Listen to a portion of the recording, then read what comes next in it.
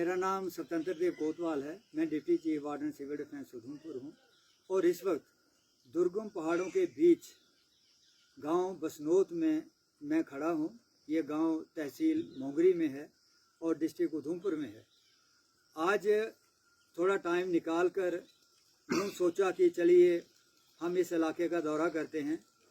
आज के बदलते हुए मौसम में अब बरसात तो शुरू हो ही गई है, चलो इस इलाके की हालत देखते हैं, सड़कों की हालत देखेंगे, लोगों से मिलेंगे, बाकी जो भी डिपार्टमेंट्स हैं उनके यहाँ पे हालात देखेंगे। तो इस वक्त मैं बसनोत के एक अपने ही घर में खड़ा हूँ।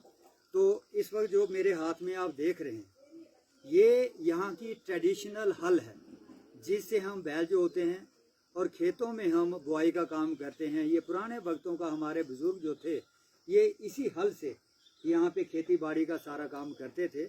तो ये मैं आप सभी के सामने में ये रखना चाहता हूँ और ये आज का कल्चर जो लुप्त हो रहा है आगे आने वाले वक्त में ये दिखाई नहीं देगा। इसकी जगह मशीनें ले ली है। अब हमारे बैल भी फ्री हो गए हैं और हल इस किस्म की हल तो नज़र ही नहीं आती। तो ये लकड़ी की हल है आपके सामने।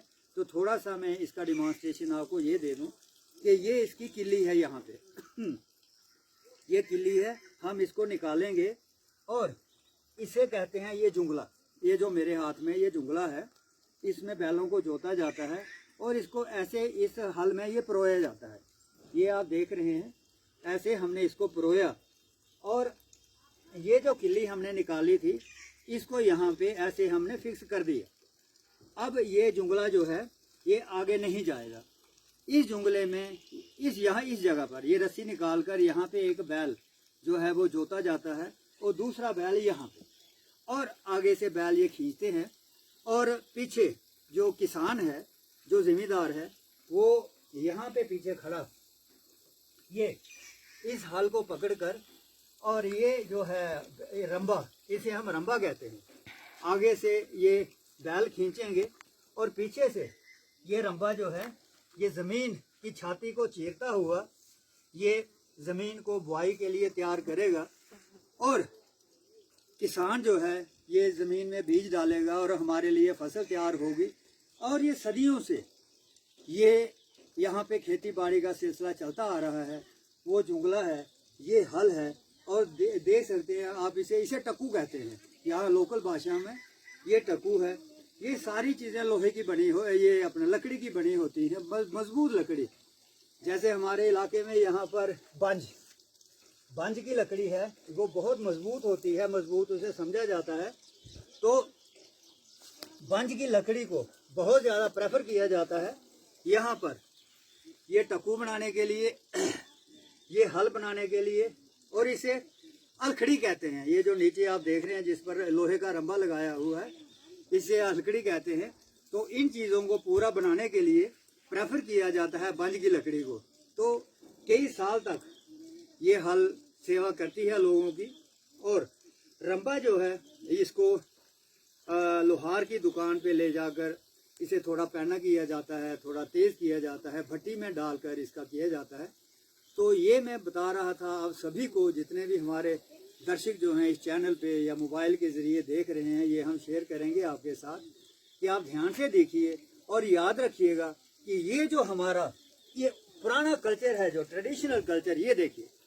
और इस हाल को जब हम उठाते हैं ये देखिए, ये जब हमने उठाई और जिम्मेदार आगे बैलों को लेकर जब शान से चलता है, 56 इंच का सीना, लेकिन जब अपने ज़मीनों में चलता है तो उस वक्त जो उसे खुशी, जो एक डिवाइन सोलेस हम कह सकते हैं, जो उसे मिलती है उसका तो हम अंदाज़ा ही नहीं कर सकते।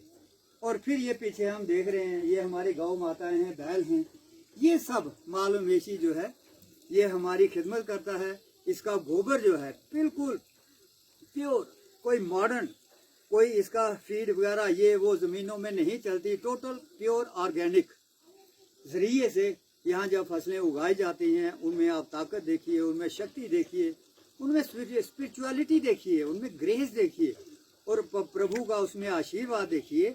वो मैचलेस है, आप कहीं उसकी मुकाबला कर ही नहीं सकते। तो मैं ये ज़रूर आग्रह करूँगा कि ऐसा नहीं है जो साइंटिफिक टेम्पर हमारी सोसाइटी में आ रहा है, हमने उसको दरकिनार नहीं करना है, उसे हमने अपनाना ज़रूर है, लेकिन अपनी ट्रेडिशन जो है, अपना कल्चर जो है, उसको भी अपना कर रखिए, उसको भी संजो कर रखिए।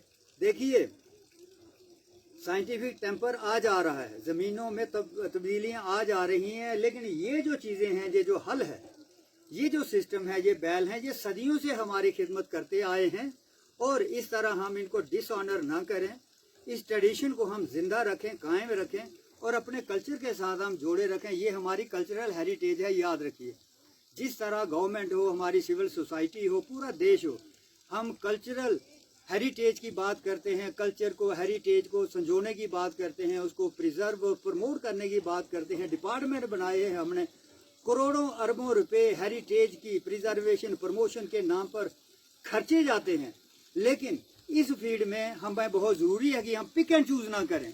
एक चीज़ को हमने पकड़ लिया कि उसको हम प्रमोट कर रहे हैं, एनकरेज कर रहे हैं, पब्लिक को, यूथ को इंस्पायर कर रहे हैं, और दूसरी चीज़ को हम कम्प्लीटली इग्नोर कर रहे हैं, छोड़ रहे हैं। आइए हम ऐसा इनजस्टिस ना करें। हम हर कल्चर को, हर सेक्टर, जो भी ब्रांचेज हैं, जो स्ट्रीम्स हैं, उनको साथ लेकर चलें। ये जो हल, जिन्होंने हमारी ज़मीन को ज़िंदा रखा, जिन्होंने हमारे ज़िंदगी को ज़िंदा रखा, याद रखिएगा, हमारी पीढ़ियों को ज़िंदा रखा, उस हल को हम इस तरह एक चुटकी में हम इसको इग्नोर ना करें, निगलेक्ट ना करें।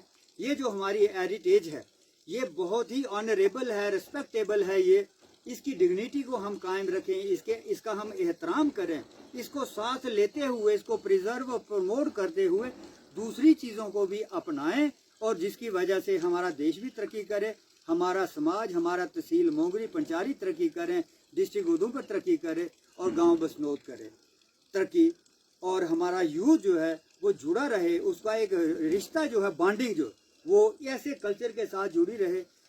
लोकल बच्चों को, अगर छोटे बच्चे जो इस समय हायर सेकेंडरीज वगैरह में पढ़ रहे हैं, काफ़ी सारे बच्चों को ये भी पता नहीं होगा कि इसको जुंगला कहते हैं, इसको टकू कहते हैं, इसको हल कहते हैं।